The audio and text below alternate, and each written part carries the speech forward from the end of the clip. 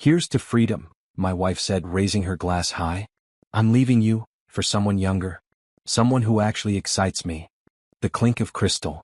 The flash of grins. My sons, Jason and Drew, started clapping. Not awkwardly. Not out of shock. But genuinely. Cheerfully. Like this was a sitcom twist they'd seen coming and supported. I looked at the three of them. My wife, still in her evening gown. Jason, with that smug little smirk he always wore when he thought he was smarter than me. Drew, eyes full of amusement like this was all a joke. My name is Elliot Granger. I turned 51 today. I'm the man who paid for this house. Who gave my life to a family that never once looked back to see if I was okay. The man they just clapped out of his own marriage like an applause break at the end of a sad play. I set down my fork. Took a slow sip of wine. Then I smiled, gently, coldly. Stay happy, boys, I said. But know one thing. The table quieted. I'm not your biological father. I adopted you from an orphanage out of pity. Their hands froze midair. And today my pity is over. Jason dropped his fork. It clattered against the plate and echoed louder than it should have. Drew blinked like his brain couldn't compute the sentence. What are you talking about? He asked, almost laughing. You're not serious, Jason snapped. You raised us. I clothed you. Fed you. Gave you names, I interrupted, keeping my voice steady. That doesn't mean I owed you my soul. Amanda, my wife, finally spoke. This is a joke. Elliot, sit down. You're not ruining the boys' lives over this. You already did that part, I said, glancing at her, then back to them. Everything I gave you was built on trust. And you applauded when she broke it. Their faces fell, but I didn't stop. I adopted you both when you were 6 and 4. You were abandoned. Jason, you couldn't even speak full sentences. Drew, you cried every night for your real mommy, for 6 months. I was the one who stayed. Amanda's face went pale. I buried that truth to protect your pride. But you sided with betrayal. You earned the truth. Drew looked down at his plate. Jason's fists were clenched. Amanda stood. You're bluffing. I turned toward the hallway. Want to see the papers? I walked back into the dining room holding a thin, weathered folder. No drama. No rush. Just paper. I placed it in the center of the table and slid it toward them. Adoption certificates. Court stamps. Dates.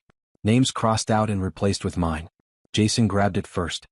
His hands shook as he flipped through the pages, faster and faster, like if he moved quickly enough the truth would blur. This is fake, he muttered. This has to be fake. Drew leaned over his shoulder. His face drained of color. It's real, he whispered. Those are our names. Amanda lunged forward. Enough, she shouted. You're doing this to hurt us. You're angry, Elliot, but this is cruel. No, I said quietly. Cruel was teaching them to laugh when someone who loved them was humiliated. I looked at my sons, no, the boys I raised. I never once reminded you that you were chosen. I let you believe I was lucky to have you. Jason's voice cracked. So what now? You just stopped being our father? I met his eyes. I stopped being that the moment you clapped. Amanda stood frozen but not silent. Her voice cut through the room like glass. You think this makes you powerful? What, humiliating us? You think this is justice? I turned slowly. No, it's not justice. It's honesty. The kind you never gave me. She looked around, desperate for backup. But Jason and Drew weren't looking at her. They were staring at me like they were seeing me for the first time, and themselves. You raised us, Jason said, barely above a whisper. You paid for everything. You were their birthdays, games. And none of it mattered, I said. The moment your mother decided I was disposable, you didn't even blink. I was just the guy who funded your life. Amanda stepped forward. They were following my lead. Don't punish them for my decision. You're right, I said calmly. They were following your lead. So I won't punish them. I walked to the wall safe, spun the code, and retrieved a second envelope, this one thicker. Amanda's eyes darted between me and the envelope. But I also won't fund strangers. I handed it to my lawyer, who'd been sitting silently nearby. Start the process. My lawyer, Eleanor, stood and began unpacking the document packet with mechanical precision. Amanda's face dropped. What process? I didn't answer right away. I wanted her to sit in the silence, the same silence she'd left me in on my birthday. Eleanor spoke instead. The transfer of full ownership of assets originally co-owned. Mr. Reed had me prepare everything weeks ago. Just in case today went how he suspected. Amanda's lips parted, stunned. Wait, what assets? I turned to the boys. The house, the vehicles, the investments. Everything I ever put both our names on. All of it was funded by me. She contributed nothing. But I kept her name out of respect. And the boys? Amanda snapped. You raised them. You said they were your sons. They were. Until they clapped while you tried to break me. Jason blinked. You're cutting us off? I didn't answer. I just handed each of them a separate envelope.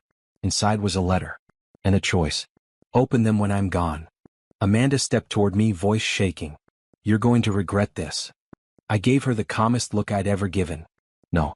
I regret staying quiet for 26 years. Then I walked out.